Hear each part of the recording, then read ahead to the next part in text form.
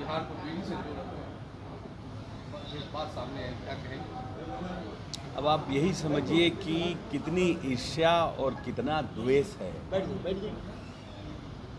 इन लोगों के मन में। एक तरफ इनके नेता बिहार में वोटर अधिकार रैली के लिए घूम रहे हैं, 17 दिन बिहार रहे और लोगों को अपनी तरफ आकर्षित करने के लिए उन्होंने जो भी कहा, और नेता के बिहार से जाते ही बिहार को बिहारियों को बीड़ी से व्यंग किया कि जीएसटी में 18% ही रह गया भारत सरकार ने, तो उन्होंने व्यंग किया कि बीड़ी और बिहारी। इसी से समझिए कि कितनी लोगों में बिहार के प्रति ईर्ष्या, बिहार के प्रति घृणा, बिहार के लोगों के प्रति, बिहारियों के प्रति नीच दृष्टि, ये इसी को दिखलाता है। किसी राज्य के लोगों को इस तरह का व्यंग करना शोभा देता है। जिन लोगों ने बिहार को गाली दी, जिन लोगों ने बिहारियों को प्रताड़ित किया, जिन लोगों ने बिहारियों के प्रति उचित भावना का प्रदर्शन नहीं किया, उन लोगों को बुला करके वोटर अधिकार रैली में घुमाना। बी से बीड़ी होता है, बी से बुद्धा भी तो होता है। भगवान बुद्ध को ज्ञान यही प्राप्त हुआ ना, तो आप बी से बिहारी बोलते हैं, आप बी से बुद्धा बोलने में शर्म आता है। जिसने शांति की पूरी दुनिया को पाठ पढ़ाया। बिहार वो धरती है जिसने आर्यभट्ट पैदा किया। बिहार वो धरती है जिसने सम्राट अशोक पैदा किया। बिहार वो धरती है जिसने लोकतंत्र दिया, प्रजातंत्र दिया। लेकिन इन लोगों को बिहारी बीड़ी से समझ में आता है। ये घटिया लोग हैं, घटिया सोच है।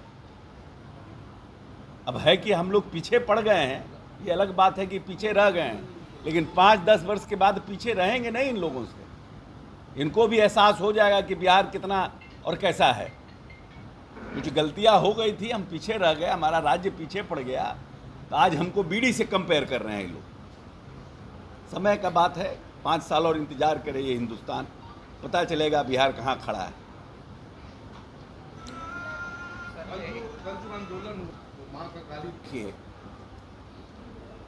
जिस बात के लिए वो कह रहे हैं वो एक मुहावरा था। मुहावरा यूज करना और संस्थागत रूप से किसी सार्वजनिक मंच से अभद्र भाषा का प्रयोग करना, जिस भाषा का प्रयोग हम अपने लोगों के लिए नहीं करते, अपने परिवार, अपने स्वजन, अपने मित्र, अपने साथियों के लिए नहीं करते हैं, क्योंकि वो अच्छा नहीं होता है, तो आप किसी देश के प्रधानमंत्री के लिए कैसे प्रयोग करेंगे? और कल का बंद तो एक सिंबॉलिक बंद था, just to make sensitize people of political party that at least शालीनता में भाषा का प्रयोग होना चाहिए, और जो भी राजनीतिक जीवन में है या सार्वजनिक जीवन में वो मर्यादित भाषा का प्रयोग करें। बंद तो ऐसा तो था नहीं कि कोई बंद बहुत 7 बजे से 12 बजे तक का बंद था। It was just a symbolic bandh, make to realise people that देश के प्रधानमंत्री या किसी के लिए भी इस भाषा का प्रयोग करना उचित नहीं है सार्वजनिक मंच से। सर, कल जिस तरह से तेजस्वी यादव की वोट अधिकार यात्रा हुई है, आज एनडीए की तरफ से फिर से कार्यकर्ता सम्मेलन यात्रा की घोषणा की गई है। क्या काउंटर करने के लिए ये यात्रा निकाला गया है एनडीए की तरफ से? नहीं, एनडीए की देखिए, हम लोगों को किसी को कॉपी करने, हमारा तो हमारे 5 अध्यक्ष जिलों के कार्यकर्ता 2 महीना पहले से घूम रहे हैं। जब उनकी पूरे 38 जिला की यात्रा 5 अध्यक्ष की ख़त्म हो गई, फिर अब एनडीए के बाकी नेताओं की यात्रा शुरू हुई है और फेज वाइज यात्रा चल रहा है। इसमें कोई वोटर अधिकार यात्रा से इसको कंपेयर करना सरासर गलत है। हमारा तो अपना है, विधानसभा ख़त्म होगा हम प्रखंड जाएंगे, प्रखंड ख़त्म होगा हम पंचायत जाएंगे, तो हमारा 5 पार्टी का तो ये एक मतलब लंबा कार्यक्रम है, ऑनगोइंग कार्यक्रम है।